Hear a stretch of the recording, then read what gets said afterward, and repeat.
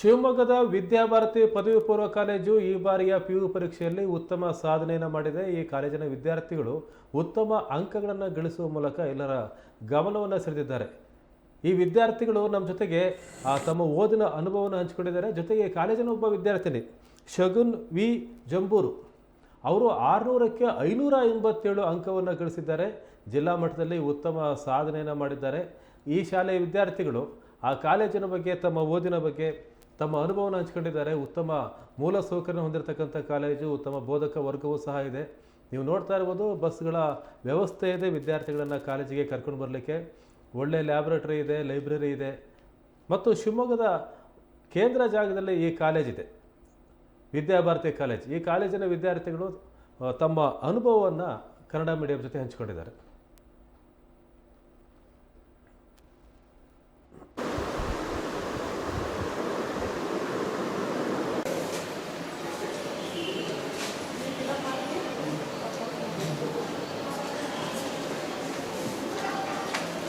Fees ಅಂತ ಹೇಳಿದ್ರು 10,000 ರೂಪಾಯಿ.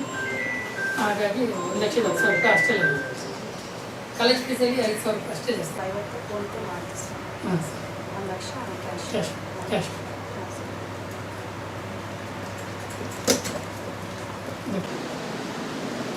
Next, this method depends on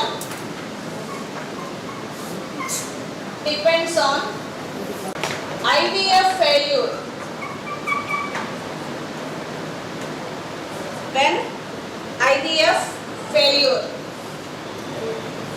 mother has the all conditions are normal. That is ICSR. What is next one? Or the IUI completed depending on these methods. What is the probable problems are related to this?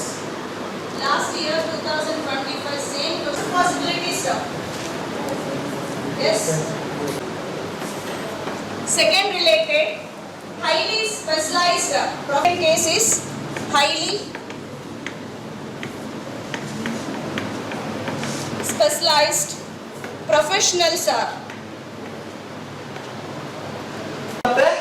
Cross product ಎರಡು ವೆಕ್ಟರ್ಗಳಿಂದ dot product ತಗೊಂಡ್ರಿ ಅಂತ ಅನ್ಕೊಳ್ಳಿ. Vector A dot vector B ಈಗ so ಆ ತರ ಆಗುತ್ತೆ. So ಈಗ ಇಲ್ಲಿ ನೋಡಿ, ಇಲ್ಲೇನಿದೆ, ಎ ಇರೋ ಜಾಗದಲ್ಲಿ ವೆಕ್ಟರ್ ಇ ಇದೆ, ಬಿ ಇರೋ ಜಾಗದಲ್ಲಿ ವೆಕ್ಟರ್ ಡೆಲ್ಟಾ ಆರ್ ಇದೆ. ಸೊ ಇದನ್ನ ಏನಂತ ಕಾಸ್ ಥೀಟಾ.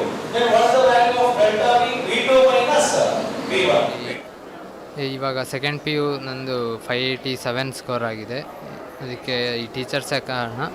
ಚೆನ್ನಾಗಿ ಹೆಲ್ಪ್ ಮಾಡ್ತಾಯಿರಲ್ಲ, PUಗಾಗಲಿ JEE ನೀಟಿಗೆ ಎಲ್ಲದಕ್ಕೂ ಕೋಚಿಂಗ್ ಚೆನ್ನಾಗಿದೆ.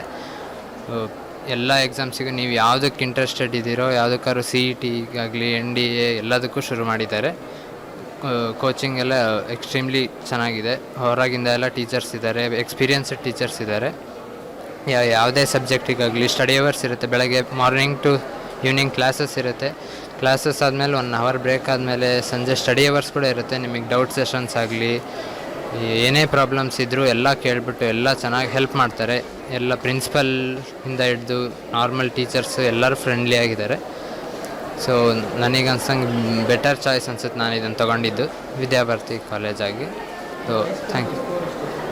ಹೈಸ್ಕೂಲ್ 10th ನಂದು 96.6% ಆಗಿತ್ತು. ಇಲ್ಲಿ ಬಂದಮೇಲೆ PU 97.8 ಆಗಿದೆ, ಜಾಸ್ತಿ ಆಗಿದೆ ಇವ್ರ ಸಪೋರ್ಟಿಂದ.